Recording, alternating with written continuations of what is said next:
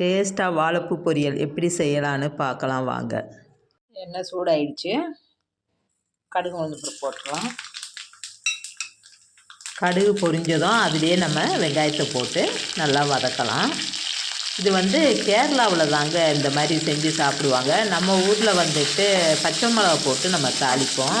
கேரளாக்காரவங்க இதில் மிளகாத்தூள் போட்டு தான் செய்வாங்க. அந்த மிளகாத்தூள் போட்டு செய்யும்போதும் அதுவும் ஒரு டேஸ்ட்டாக நல்லாயிருக்கும். இப்போ நான் அந்த மாதிரி தான் உங்களுக்கு செஞ்சு காட்ட போகிறேன். வெங்காயத்தை நல்லா வதக்குவோம். இது வதங்கினதுக்கப்புறம் தான் இதுலேயே நான் தேங்காவை போடுவேன். தேங்காய் போட்டு அதையும் நல்லா வதக்கணும். ஃபஸ்ட்டு நல்லா வெங்காயத்தை வதக்கிட்டு தான் அது போடணும். இது வதங்கினதுக்கப்புறம் இதுலேயே தான் நம்ம தேங்காய் போட்டு வதக்க போகிறோம். ஆனால் தமிழ்நாட்டில் பொரியலாக பண்ணிவிட்டு அதில் தேங்காய் போட்டு இறக்குவாங்க. நான் ஃபஸ்ட்டே வெங்காயத்துக்குள்ளேயே தேங்காயும் போட்டு நல்லா வதக்கிடுவேன். வதக்கிட்டு செஞ்சால் அது ஒரு டேஸ்ட்டாக நல்லா இருக்கும்.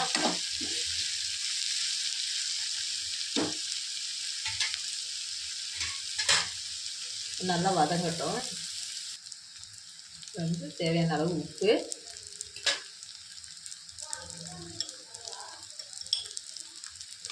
மஞ்சத்தூள்,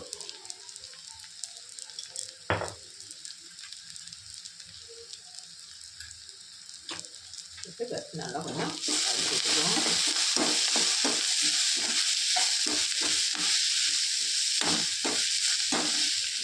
எனக்கு பச்சை மிளகா போட்டு செய்கிறது கூட இதில் பச்சை மிளகா போட்டு செய்கிறது கூட மிளகாத்தூள் போட்டு செஞ்சால் ரொம்ப டேஸ்ட்டாக இருக்கும். இதுலேயே இப்போ நம்ம இந்த தேங்காயை அதிலே போடுறோம்.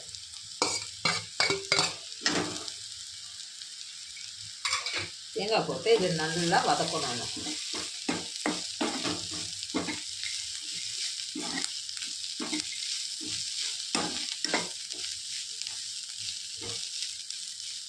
நல்லா வதங்கட்டும்.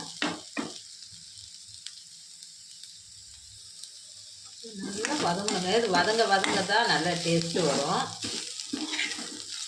இதில் நான் தேங்காய், உப்பு, வெங்காயம், மஞ்சத்தூள் இது 4 போட்டு தான் இப்போ நான் இதில் வதக்கிட்டு இருக்கேன்.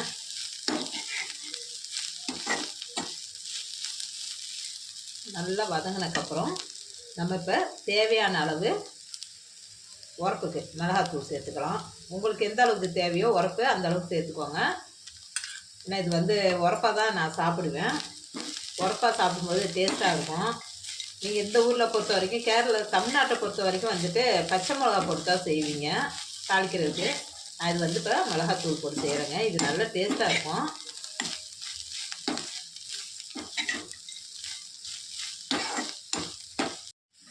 வாழைப்பூ நான் உப்பு போட்டு நல்லா அலசி சுத்தம் பண்ணி வச்சுருக்கேன். அந்த துவர்ப்பு போகிறதுக்காக இப்போ இந்த வாழைப்பூவே அது கூட சேர்த்துறோம்.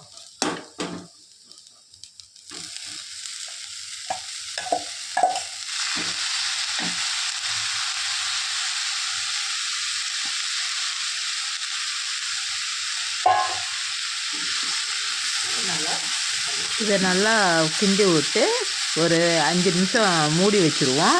இது இந்த சூட்லேயே வேகட்டுங்க. இதில் நான் தண்ணி ஊற்ற மாட்டேன். ஏன்னா இது நம்ம கழுவும் போதே அது தண்ணி இருக்கும் லைட்டாக. அதனால தான் நான் தண்ணி ஊற்றாம தான் இப்போ இதை வேக வைக்கிறேன்.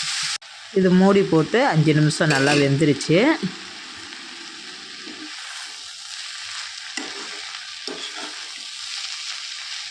ரெடி ஆகிடுச்சு. இது எனக்கு ரொம்ப பிடிக்கும். அதனால தான் இது இப்போ நான் உங்களுக்கு செஞ்சு காட்டுறேன். நீங்களும் செஞ்சு சாப்பிட்டு பாருங்கள். இது உங்களுக்கும் ரொம்ப பிடிக்கும். இது செஞ்சு சாப்பிட்டீங்கன்னா அதுக்கப்புறம் நீங்கள் இது மாதிரி மட்டும்தான் செஞ்சு சாப்பிடுவீங்க. வாழைப்பூ ரொம்ப டேஸ்ட்டான வாழைப்பூ ரெடி ஆகிடுச்சு. நெக்ஸ்ட் வீடியோவில் பார்க்கலாம். பாய்.